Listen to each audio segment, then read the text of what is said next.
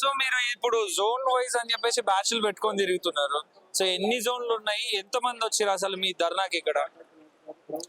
ముందుగా అజీర్ టీవీ ప్రేక్షకులకి హృదయపూర్వక నమస్కారాలు తెలియజేస్తున్నా. సిటీలో మ్యాక్సిమం 85 సెంటరింగ్ అసోసియేషన్లు ఉన్నాయి. ఇవన్నిటికీ బోయినపల్లి అనే జోను సెంట్రల్ జోన్ గా మేము ఎన్నుకోబడింది. ఈ సిటీలో గ్రేటర్ హైదరాబాద్ సిటీలో సుమారు 10,000 మంది సెంటరింగ్ కాంట్రాక్టర్లు ఉన్నారు. 20 లక్షల మంది ఉపాధి పడి దీని మీద బతుకుతూ ఉన్నారు. ఈ రోజు సెంటరింగ్ కార్మికుల పరిస్థితి, సెంటరింగ్ కాంట్రాక్టర్ పరిస్థితి అధోగతికి చేరుకుంది. ఎందుకంటే సెంటరింగ్ సంబంధించిన రా మెటీరియల్ చాలా కాస్ట్లీగా పెరిగిపోయినాయి. చెక్కలు కానీ, లాపాలు కానీ, మొళ్ళు కానీ, ఇవన్నీ వగైరా ఇవన్నీ కూడా విపరీతం రేట్లు పెరిగినాయి. మా శ్రమను కానీ, మా తాలూకా వచ్చే ఆదాయాన్ని కానీ ఏ బిల్డర్ కానీ, ఏ ప్రభుత్వాన్ని కానీ గుర్తిస్తలేదు. మేము దినదినానికి అధోగతి పాలవుతున్నాం. లక్షల్లో, కోట్లలో పెట్టుబడి పెట్టి మాలో చిన్న 1000 ఫీట్ల కాంట్రాక్ట్ నుండి 5 లక్షలు, 6 లక్షల ఫీట్లు సెంటరింగ్ కాంట్రాక్టులు ఉన్నారు. ఈ గ్రేటర్ హైదరాబాద్ లో అత్యున్నతమైనటువంటి డేంజరస్ వర్క్ మా సెంటరింగ్ వర్క్.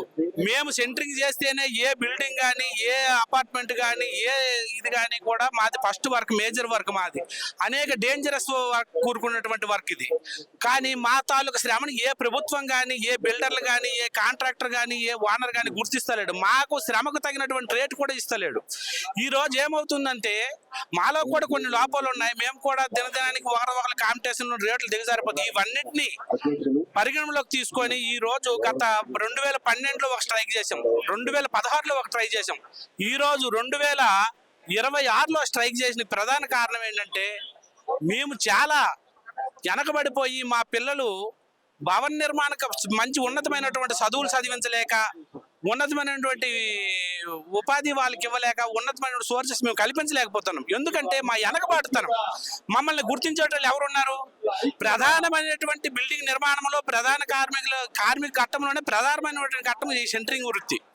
ఈ వృత్తి చాలా వెనకబడిపోతుంది. ఇది లేనిదే ఏ బిల్డింగ్ నిర్మాణం జరుగుతలేదు. ఈ రోజు ప్రభుత్వం నుండి వచ్చినటువంటి ఎటువంటి సంక్షేమ పథకాలు కానీ మా వర్కర్స్ కానీ, కాంట్రాక్టర్ కానీ చేరుతలేవు. ప్రభుత్వం కూడా మమ్మల్ని గుర్తించాలి.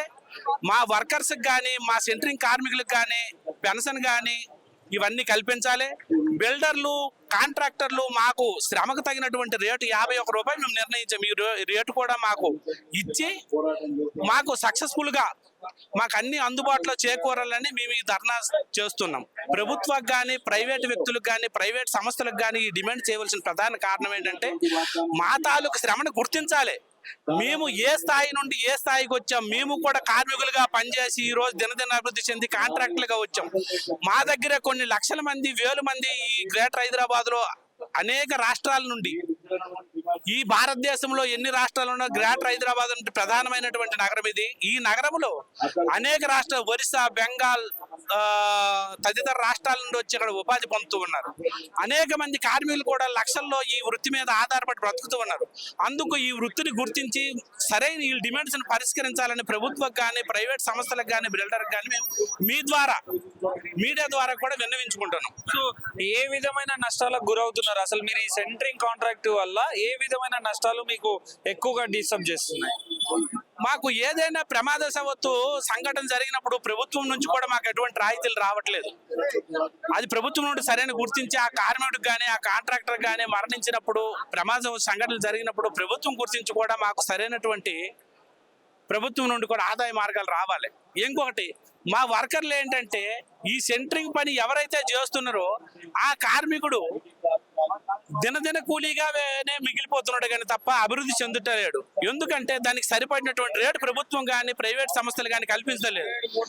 అందుకు మా డిమాండ్స్ అన్నింటినీ పరిష్కరించాలని ఈ రోజు మేము కోరుతున్నాం. సో ఏ విధమైన డిమాండ్స్ అంటే ఏ డిమాండ్స్ మీరు గవర్నమెంట్ ముందు పెట్టడం జరిగింది? గవర్నమెంట్ ముందు అంటే మేము చెప్తున్నాం కదా, గవర్నమెంట్ నుండి ప్రతి కార్మికులకు వచ్చినటువంటి సంక్షేమ పథకాలన్నీ సరిగా చేరుతలేవు. గవర్నమెంట్ నుండి వచ్చినటువంటి సంక్షేమ పథకాలన్నీ ప్రభుత్వం నుండి వచ్చిన కార్మికులకు కానీ, కాంట్రాక్టులకు చేరాలి.